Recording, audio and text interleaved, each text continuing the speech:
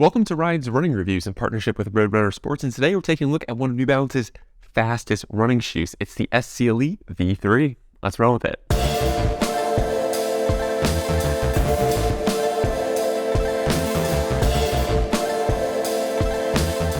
Now, before we get started, I do want to say these shoes were provided to me by Roadrunner Sports. However, no one had a chance to preview this video, and this file synopsis is my own. I also like to say, please leave a like on the video and consider subscribing. Here we go. And one other thing, I am just getting over a cold, so if my voice sounds a little bit rough, that is why, so I appreciate you guys understanding. Let's do this. The SC Elite V3 is New Balance's premier super shoe, designed for race day all the way up to the marathon distance. It also falls under the Super Comp line. That's what the SC stands for. They have the Super Comp Pacer, which is a lightweight, very quick, nimble shoe designed for those shorter distances. Then you have the Super Comp Trainer, which is an illegal stack height. It's like an ultra max cushion shoe designed for training. And then we have the SC Elite V3, which is their marathon super shoe, if you will. So it kind of falls into the Super Comp line. They have a different variety of their shoes, kind of pick the stack height and kind of style you want with the fuel cell foam and the carbon fiber plate. And I believe they also have a track spike line with the Super Comp name, but that we'll save that for a whole different separate category. So we're taking a look at New Balance's key super shoe here. I'm excited to dig into it. This shoe costs $230 and weighs 8.1 ounces, which is slightly heavy for a super race day shoe. We do get a different drop this year. We have 40 millimeters in the heel, 36 in the forefoot forward, and updated 4 millimeter drop, giving us a little bit more foam under the forefoot. Moving on to the upper, we have a very breathable experience here. It's a very minimal setup as well. It's an engineered knit-like material. You can see directly into it. It has these large holes that allow for excellent ventilation. Now, this is going to be on the more snug side of things because it is a race day shoe. However, I did find it to fit true to size. There's also quite a bit of substantial plastic overlays on the lateral and top part of the upper. It's basically the New Balance branding. Gives the upper just a tad bit more structure, in addition to the very substantial toe guard, which is very supportive towards the front part of the shoe, so you won't have it collapsing down in on your toes. I found that to be quite helpful. The other interesting thing is the tongue. It's integrated directly into the upper. It's a stretch knit material, very elastic, and again, is directly integrated into the upper, providing a very seamless, consistent feel.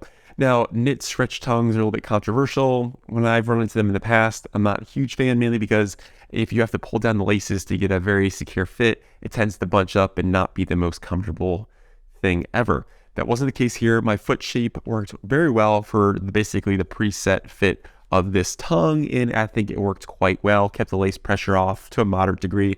Maybe I wish I had a little bit more padding, but I think it's more of a minor gripe. So if your foot is on the more average side of things, I think this will work quite well for you. If you have a more narrow foot and you need to kind of pull the laces a little bit more tightly down, you might have a little bit of bunching. Knit stretch tongues aren't always my favorite, but I think the implementation here was quite good. You also have a pull tab towards the top of the tongue, which you will need because the opening of this shoe is rather small, and if you have a wider foot or even an average foot, honestly, it's a little bit of a struggle to get your foot in the shoe. But once you're in, and the lockdown is quite superb. But I will say getting your foot into the shoe is a bit of a process. Moving to the back of the shoe, you do have a pull tab, which you will probably need because it does take a little bit of effort, like we just talked about, to get your foot into the shoe. The heel counter is on the more minimal side of things, which is to be expected for a race day shoe, but it becomes a little bit more substantial as you move down towards the base. I found the heel lock to be quite superb, and I think it works quite well here. The lockdown fit through and through I thought was quite impressive. One other thing I do want to point out about the upper, while it did have a very comfortable feel, there was one small irritation point, and that point was right here, kind of where the tongue meets the upper. Basically, it just had a little bit too much of an aggressive cut to it, and my ankle had some rubbing, so I would make sure to wear the right socks. And I think because this is a more narrow opening, it just cut a little bit too close to my ankle. Once I adjusted my sock and kind of got things situated, it worked out well, but it was a little bit aggressive. I did have a little bit of irritation with my ankle towards the front part of the shoe, just kind of right here where I'm pointing. Moving on to the midsole, we do have fuel cell foam, which is New Balance's softest, lightest, and most energetic. They use fuel cell on a wide variety of their shoes and their models. However, this implementation is definitely the bounciest and most energetic that I've seen. It's also an interesting implementation. There's some things to this shoe that aren't that obvious to the naked eye. The first thing is it's a dual density setup. So the top layer of fuel cell foam is going to be slightly firmer, and then the bottom layer of fuel cell foam below the carbon fiber plate is going to be slightly softer. So it's both fuel cell, just to different degrees of firmness. The overall experience is incredibly soft and energetic, but it did use this dual density setup to give you a little bit more stability and give you a slightly different sensation as you use this shoe. The other interesting thing is the carbon fiber plate. So you can see it right here. They have the Energy Arc branding on it. And essentially this plate isn't perfectly flat. It has a little bit of a curve to it. And according to New Balance, this does help with the efficiency. So this plate goes from the top where your heel is and then swoops down closer to the ground. And then on top of that, with that swooping S shape, the plate has a little bit of a curve to it, giving it some additional efficiency, at least according to New Balance. I would love to see those numbers. I'd love to see the science behind it, but I'm sure they have that locked behind a secret vault somewhere. But nonetheless, that plate does a great job of stiffening up the shoe. You have a little bit of bend towards the forefoot. It's not the stiffest plated shoe I've ever had, but I think it does a great job of helping you notice that rocker geometry, which is very aggressive here. As far as my experience goes, I really appreciate the fact that you can really feel the fuel cell liveliness under the forefoot. They changed this to a 4mm drop, giving us a little bit more foam through the forefoot. So I think that actually paid off, and it is very noticeable. A lot of times with like super shoes or some of the more fun shoes, you only get that cool sensation at the heel and midfoot, which makes sense because that's where most of the foam is.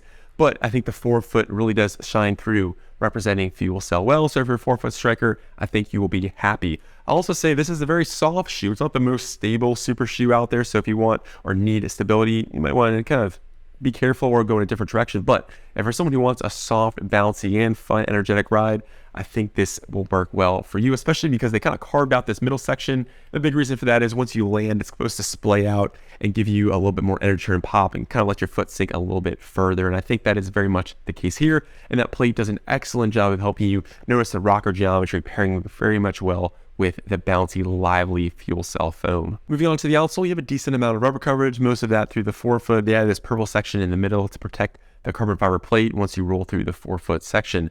The heel area is a little bit more pared down. The lateral side on the heel section does have a bit more rubber for added durability, and I found the grip to work quite well. It's a race day shoe, so it's not the deepest lugs ever, but I think it worked quite well on the road, and I didn't have any major complaints. So overall, I think the SC Elite V3 works quite well. It's a very fun shoe to run in. My only minor gripes are that you had some irritation towards the front of the shoe, basically where the upper meets the tongue. It's a little bit bulky and just kind of messes with your ankle just a bit. If you adjust your socks and get everything situated correctly, it goes away, but it's just annoying to have to do that every time you put on the shoe.